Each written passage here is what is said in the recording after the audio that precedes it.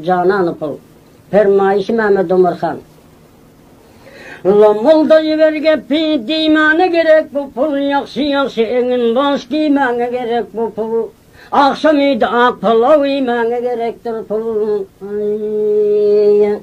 Orta boylu nadelin almana gerektir pul, iltivana ağıya salmana gerektir pul, il içinde gerekli bulmana gerektir pul. Atlarını toylara bitmene gerek bu pul, her mescitten 10 adım gitmene gerektir pul. Lamıldayıp törüne yutmene gerektir pul. Aşnaların kavarsan gereklidir bu pul, her yerlerde adını gereklidir o pul. Kiseler dolu olsa yüreklidir o pul. Bu dünyanın ayışını görmene gerek bu pul, törsanı ülfet bilen yürmene gerek bu pul.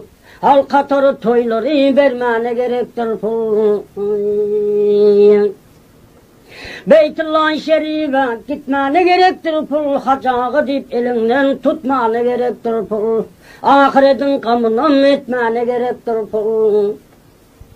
Sağdımdan sağdımdır, işi bitirer bu pul, uzak menzile gitsen deli yetirer bu pul. Adam zaten yüreğin yaman götürür bu pul.